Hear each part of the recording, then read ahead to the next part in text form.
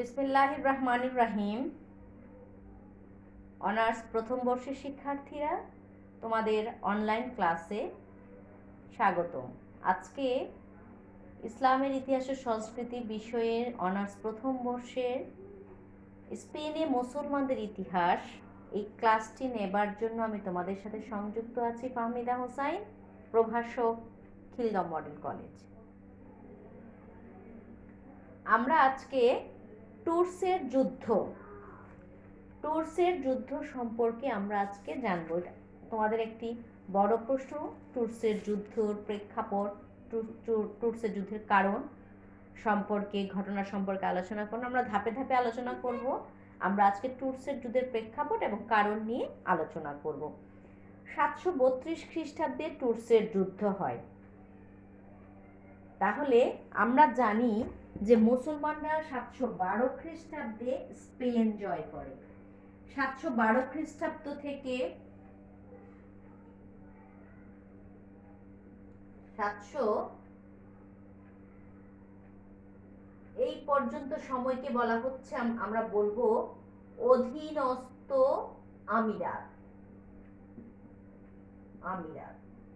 তার মানে স্পেন প্রথমে আমরা পড়েছি যে স্পেন ছিল প্রথমে খ্রিস্টান রাজাদের দখলে, তারপরে যখন মুসলমানরা দখল করে সেই সময় স্পেন ছিল অধীনস্থ আমিরাত। তার মানে হচ্ছে স্পেন তখন একটি মুসলিম প্রদেশ হিসাবে রাজত্ব করত, কিন্তু তারপরে স্পেন একটি স্বাধীন দেশ হিসেবে রাজত্ব করে 56 থেকে শুরু করে তারা সেই রাজত্ব উমাইয়া শাসকদের আমলে, বা উমাইয়া শাসকদের বা উমাইয়া খলিফাদের রাজত্বকালে তারা স্পেনে যে উমাইয়া শাসক প্রতিষ্ঠা করে সেটাকে বলা হয় হচ্ছে উমাইয়া আমিরাত। ঠিক আছে, বা স্বাধীন আমিরাত, অধীনস্থ আমিরাত এবং স্বাধীন আমিরাত। ঠিক আছে, তাই অধীনস্থ আমিরাতের সময় দেখা যায় যে অনেকগুলো শাসক, প্রায় 35 জন শাসক রাজত্ব করে। আমরা সেই 35 জন শাসক তো আমাদের পড়া পসিবল না, তাছাড়া পড়তেও হবে না। সেই সময় উল্লেখযোগ্য যে 2-1 শাসক ছিল, আমরা তাদেরকে নিয়ে আলোচনা করব। এর মধ্যে অন্যতম একজন ব্যক্তি ছিলেন হচ্ছে আব্দুর রহমান আল গাফিকি। কি নাম বলেছি আমি? আব্দুর রহমান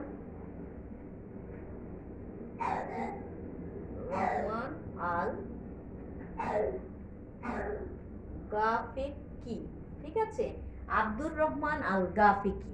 এই আব্দুর রহমান আল গাফিকির সময়ই এই টুরসের যুদ্ধটা সম্পন্ন হয়। তাহলে অধীনস্থ আমিরাতের সর্বাপেক্ষা উল্লেখযোগ্য ঘটনা হচ্ছে এই টুরসের যুদ্ধ। আর এই টুরসের যুদ্ধ সংগঠিত হয় এই আব্দুর রহমান আল গাফিকির শাসনামলে। দক্ষিণ ফ্রান্সের বার্বার বংশোদ্ভূত মুসলিম শাসনকর্তা ওসমান বিন আবু নিসা একুইটেনের ডিউকের কন্যাকে বিয়ে করে এবং স্পেন আক্রমণের উদ্যোগ নিলে আব্দুর রহমান তড়িৎ গতিতে তাদের আক্রমণ করে পরাজিত করেন এবং পরাজিত হয়ে ডিউক ফ্রান্সের সম্রাট চার্লস মার্টেলের সাহায্য কামনা করেন। তাহলে আমরা দেখলাম যে, একটু আবার শোনো, আব্দুর রহমান আল গাফিকি কোথাকার গভর্নর ছিলেন? স্পেনের গভর্নর। কিন্তু স্পেন তো আমরা বারবার পড়ে আসতেছি ইউরোপ মহাদেশের একটি কান্ট্রি, ইউরোপ মহাদেশের একটি দেশ। এই ইউরোপ মহাদেশের একটি দেশ হিসাবে স্পেনের পার্শ্ববর্তী যে রাজ্য ফ্রান্স, সেই ফ্রান্সের কয়েকটি প্রদেশ ছিল। এই ফ্রান্সের দক্ষিণ ফ্রান্সের একজন শাসক ছিলেন যার নাম হচ্ছে ওসমান বিন আবু নিসা। তিনি কি করেছেন যে আরেকটা প্রদেশ একুইটেনের ডিউক, আমরা যখন বলি প্রদেশের গভর্নর, আর ওখানে হচ্ছে বিভিন্ন অঞ্চলের বা বিভিন্ন প্রদেশের শাসককে বলা হয় ডিউক। ঠিক আছে, মানে খ্রিস্টানরা বলে ডিউক। যাই হোক, একুইটেন হচ্ছে আরেকটা প্রদেশ।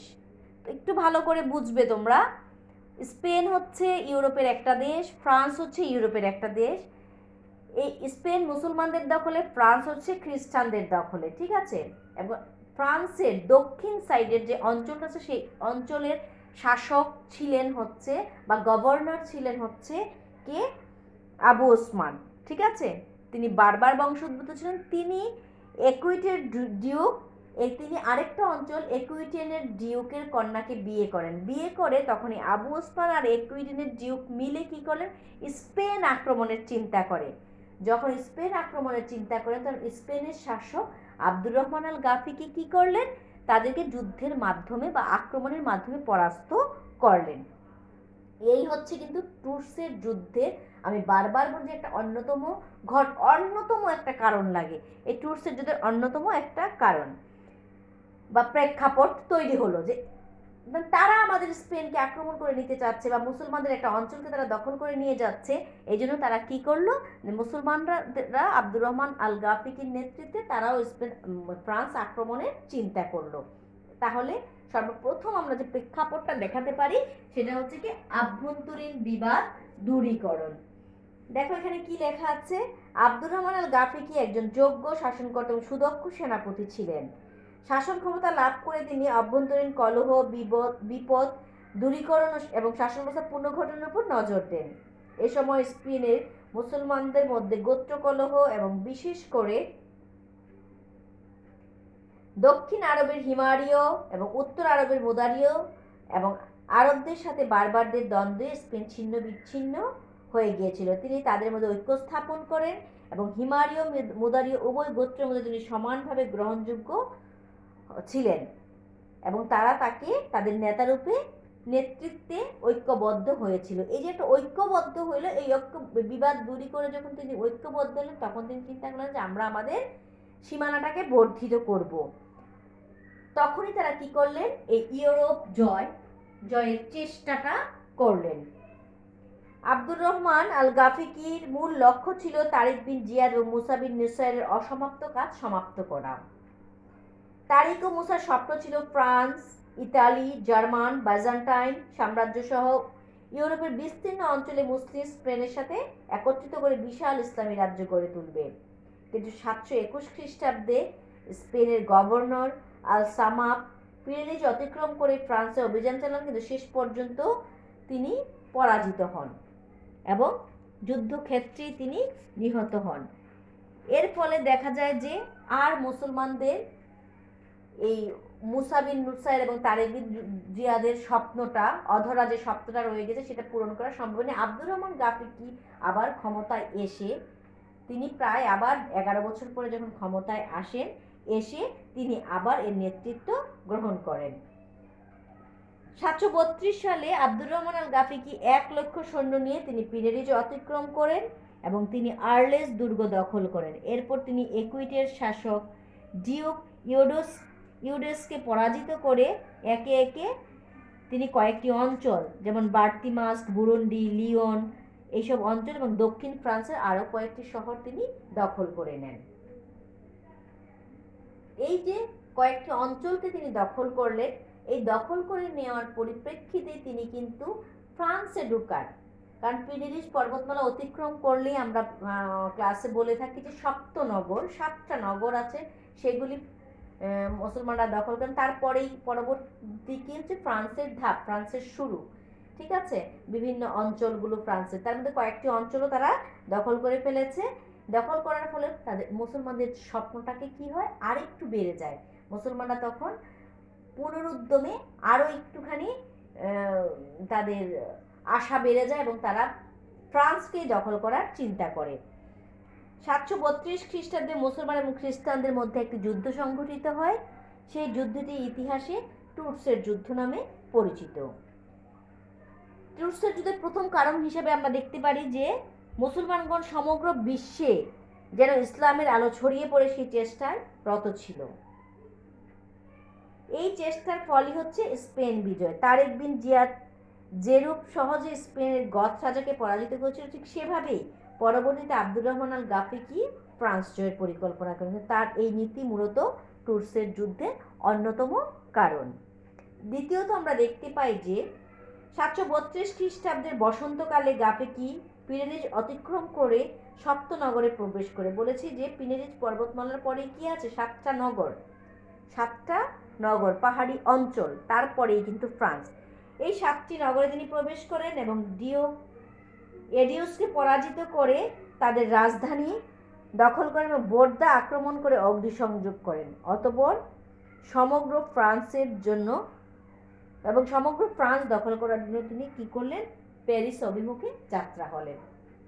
তাহলে আমরা দেখলাম যে তিনি যে ফ্রান্স জয়ের পরিকল্পনাটা করলেন, এই ফ্রান্স জয়ের পরিকল্পনা করে তিনি কি করলেন? প্রথমেই তিনি সপ্তনগরে প্রবেশ করলেন। ঠিক আমরা জানি পিরেনিস পর্বতমালাই একমাত্র দণ্ডায়মান আছে যেদিক দিয়ে খোলা এবং সেই দিকটাও পর্বতমালা। পথটা কেমন ছিল তাহলে? পর্বতমালার পথ কি মসৃণ থাকে? না, ওটা হচ্ছে গিরিপথ। ওই গিরিপথ ধরে তারা এগিয়ে গিয়েছিল। কিন্তু গিরিপথ দিয়ে তো মুসলিম সেনাপতিরা কি ছিল না? অভ্যস্ত ছিল না। যার ফলে দেখা যায় সেনাপতিদের অনেক কষ্ট হয় এবং অনেক ক্ষয়ক্ষতি হয়, অনেকে মারাও যায়। কিন্তু তারা সেই পথ ধরে প্রথমে কোথায় যান? এই সপ্তনগরে প্রবেশ করেন এবং সপ্তনগরের রাজধানীটাকে দখল করে মুসলমানদের আয়ত্তে নিয়ে আসেন। তারপরেই তিনি চিন্তা করলেন যে এবার ফ্রান্সের রাজধানী প্যারিস আক্রমণ করে তিনি প্যারিসকে দখল করবেন। আর তৃতীয়ত আমরা দেখি যে এই সময় ফ্রান্সে এ সময় কি ছিল? সামন্তবাদী শাসন বিরাজমান ছিল। কোনো কেন্দ্রীয় শাসন না থাকায় মুসলমানরা সহজেই তাদের বিরুদ্ধে জয়ী হয়ে প্রচুর ধন সম্পদ লাভ করতে পারবে বলে তারা বারবার অভিযান চালিয়ে যেতে চাচ্ছিল। কি মনে করছিল? যে মুসলমান ফ্রান্সে তখন কি ছিল না? সামন্তবাদী কোনো একটা সামন্তবাদী শাসন বিরাজ ছিল, কোনো ধরনের কেন্দ্রীয় শাসন ছিল না। 4 নম্বরে আমরা দেখতে পাই যে দক্ষিণ ফ্রান্সের শাসনকর্তা ওসমান বিন আবু নিসা অকিটেনের ডিউকের কন্যাকে বিয়ে করে দুইজন মিলে অকিটেনের ডিউক এবং ওসমান আবু নিসা কি করলেন? একত্রিত হয়ে তারা বিদ্রোহ ঘোষণা করে এবং গাফিকিকে ফ্রান্স অভিযান চালিয়ে বারবার নেতা ওসামাকে তিনি কি করলেন? শায়েস্তা করবেন। এই জন্য তিনি ফ্রান্সে অভিযান পরিচালনা করেন।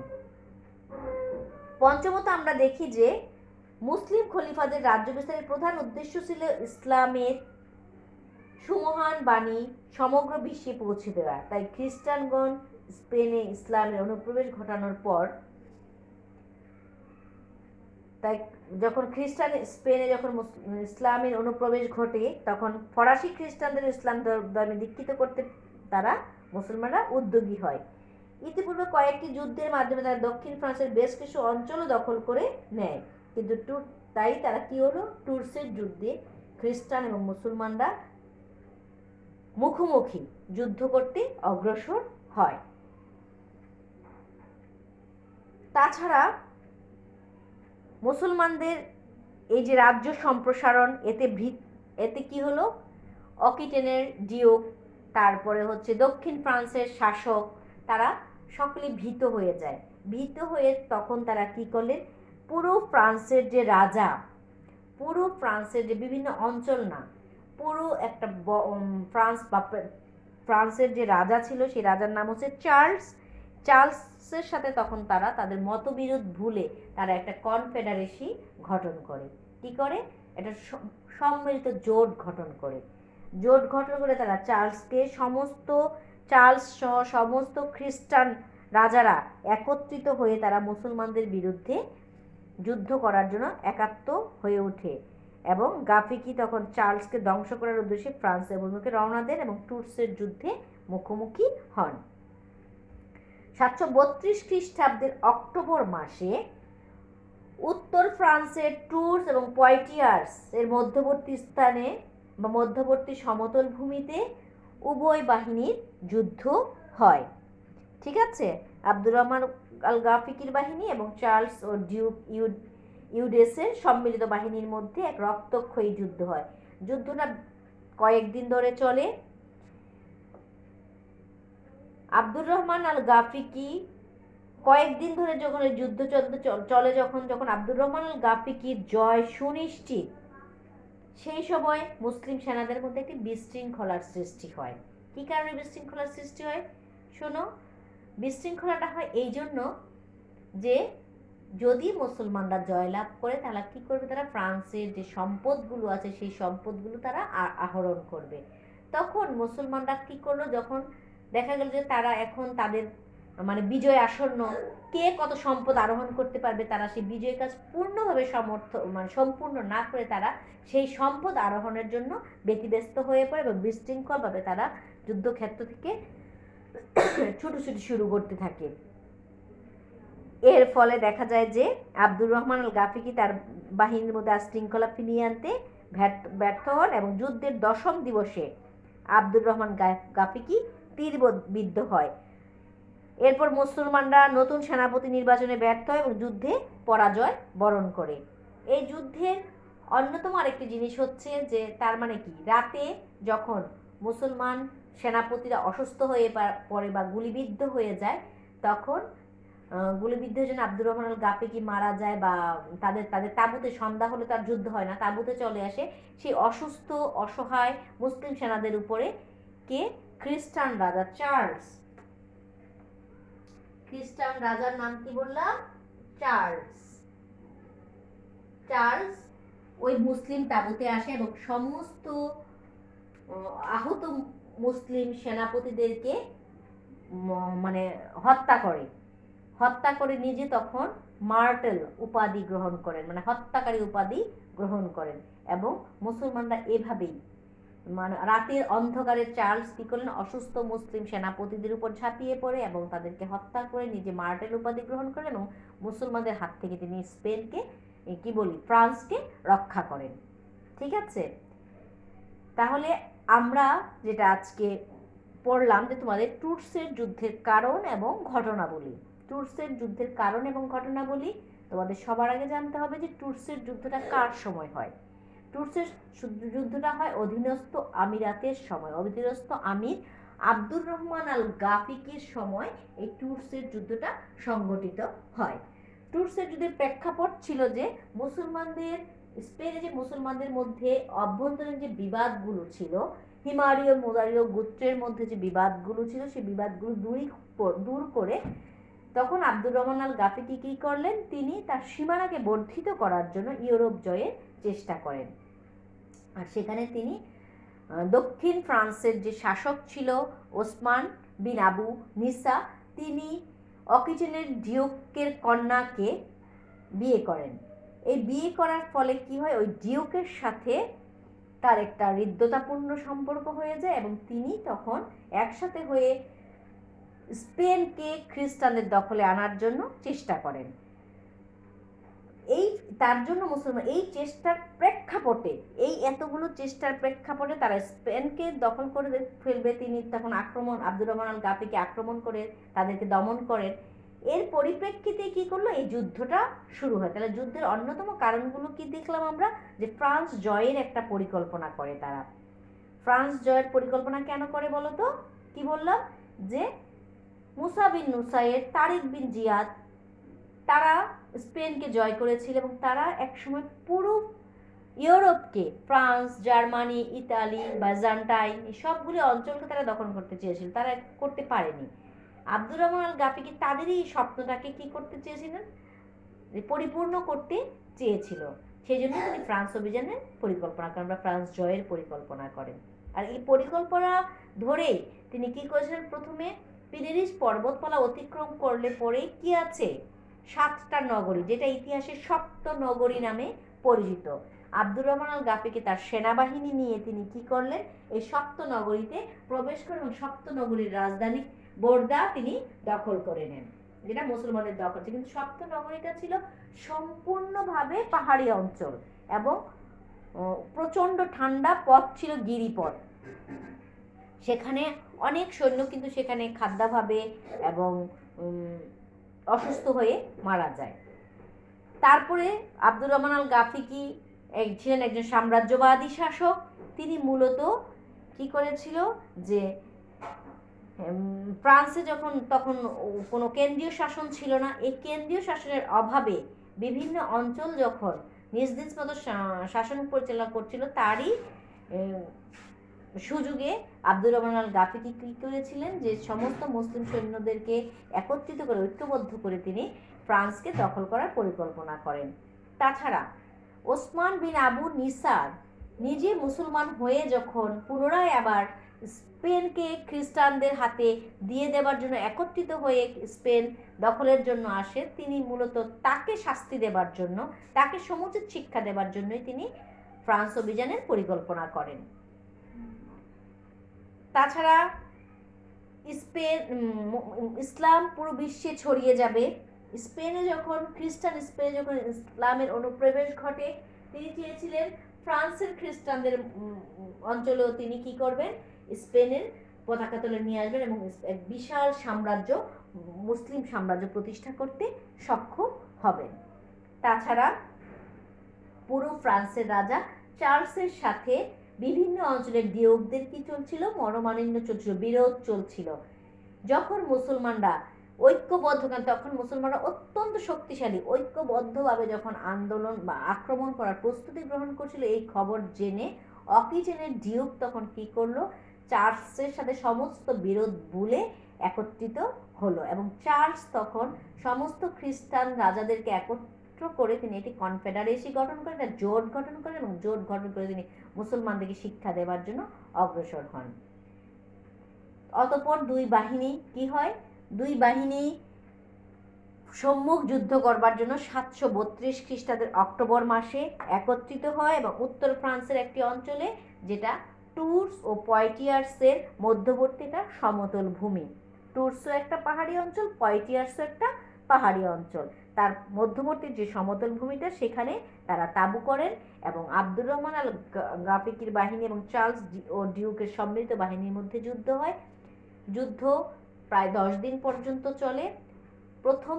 প্রথম দিকে মুসলমানদের বিজয় অত্যাসন্ন, মুসলমানদের বিজয়ের দ্বার প্রান্তে পৌঁছে যায়। সেই সময় মুসলিম সেনাপতিরা তাদের প্রধান সেনাপতি বা প্রধান নেতা আব্দুর রহমান আল গাফিকিকে অমান্য করে তারা তখন যুদ্ধলব্ধ সম্পদগুলো আরোহণ করার জন্য তারা কি করে, বিশৃঙ্খল একটা পরিস্থিতি, এদিক ওদিক ছুটাছুটি করে একটা বিশৃঙ্খল পরিস্থিতির সৃষ্টি করে। আব্দুর রহমান আল গাফিকি কোনোভাবেই সেই বিশৃঙ্খল পরিস্থিতিকে আর শৃঙ্খলার মধ্যে আনতে পারেননি। অতঃপর শেষ প্রহরে বা শেষ সময়ে যখন তিনি তীরবিদ্ধ হন, তখন তিনি যুদ্ধক্ষেত্রেই মারা যান এবং তারা নেতৃত্ব, মুসলমান সৈন্যরা তখন কি হয়, নেতৃত্ব ছাড়া হয়ে যায়। তারা কোনোভাবে নিজেদের নেতাকে নির্বাচিত করতে পারেনি। অনেক আহত সৈন্য নিয়ে যখন তারা তাদের তাঁবুতে ফিরে যায়, তখন রাতের অন্ধকারে খ্রিস্টান রাজা চার্লস কি করলেন, এই অসুস্থ সেনাপতিদেরকে বা অসুস্থ সৈন্যদেরকে তিনি হত্যা করেন। ঠিক আছে, বন্দুক দিয়ে, এই যে রাইফেল দিয়ে এই যে হত্যা করলেন, এই হত্যা করে তিনি নিজেকে কি উপাধি ধারণ করলেন, চার্লস মার্টেল।